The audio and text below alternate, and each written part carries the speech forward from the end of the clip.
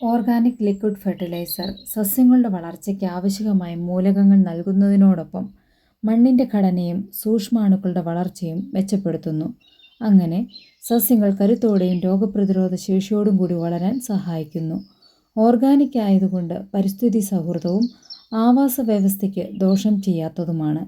എൻ്റെ ചെടികളും പച്ചക്കറികളും ഇതുപോലെ കരുത്തോടെ വളരുന്നതിന് ഞാൻ ഉപയോഗിക്കുന്ന ലിക്വിഡ് ഫെർട്ടിലൈസർ കുറഞ്ഞ ചിലവിൽ വളരെ എളുപ്പത്തിൽ നിങ്ങൾക്കും ഉണ്ടാക്കാം. അതിനായി അടപ്പുള്ള ഒരു വലിയ ബക്കറ്റ്, ഗാർഡനിൽ നിന്ന് പറിച്ചു മാറ്റുന്ന ഇലകളും കളകളും, കുറച്ച് മുട്ടത്തോട്, ടീ ബാഗ്, കുറച്ച് പഴത്തൊലി, ഒരു പിടി ചാരം, ചാണകം, ഉള്ളി, വെളുത്തുള്ളി, സവോള എന്നിവയുടെ തൊലി, ഒരു പിടി മണ്ണോ കമ്പോസ്റ്റോ, ഒരു കഷ്ണം ശർക്കര എന്നിവയാണ് വേണ്ടത്. ചാണകവും ചാരവും കിട്ടാൻ ബുദ്ധിമുട്ടുള്ളവർക്ക് അത് ഒഴിവാക്കാം. പഴത്തൊലിയും ഇലകളും നുറുക്കിയിടുകയാണെങ്കിൽ ഫെർമെൻറ്റേഷൻ നടക്കുമ്പോൾ അവ പെട്ടെന്ന് വിഘടിക്കാൻ സഹായകമാകും. ഞാൻ ചെടികളിൽ നിന്ന് കട്ട് ചെയ്ത ഇലകളും ചെടിച്ചട്ടിയിൽ നിന്ന് പറിച്ചു മാറ്റി കളകളുമാണ് ഉപയോഗിക്കുന്നത്. പലതരം ചെടികളുടെ ഇലകൾ ചേർത്താൽ വളത്തിന് ഗുണം കൂടും. പച്ചക്കറി വേസ്റ്റും നല്ലതാണ്, എന്നാൽ നാരങ്ങ, പുളി എന്നിവ ഒഴിവാക്കണം. മുട്ടത്തോടും ടീ ബാഗും കൈകൊണ്ട് പൊടിച്ചു ചേർക്കണം. വെളുത്തുള്ളിയുടെയും സവോളയുടെയും തൊലി, ഒരു പിടി ചാണകവും ചാരകവും പൊടിച്ച ശർക്കരയും അതോടൊപ്പം കുറച്ച് കമ്പോസ്റ്റോ മണ്ണോ കൂടി ചേർക്കുക.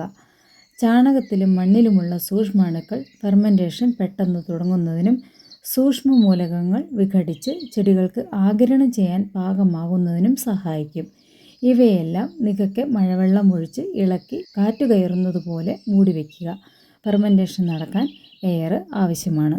ടാപ്പ് വാട്ടറാണ് ഉപയോഗിക്കുന്നതെങ്കിൽ അതിലെ ക്ലോറിൻ മാറ്റാൻ ഒരു പാത്രത്തിൽ പിടിച്ചു വെച്ച് ഒരു ദിവസത്തിനു ശേഷം ഉപയോഗിക്കാം. ക്ലോറിൻ ഫെർമെൻറ്റേഷന് സഹായിക്കുന്ന സൂക്ഷ്മാണുക്കളെ നശിപ്പിക്കും. ആഴ്ചയിലൊരിക്കൽ ഒരു കമ്പ് വെച്ച് ഇളക്കി കൊടുക്കാം.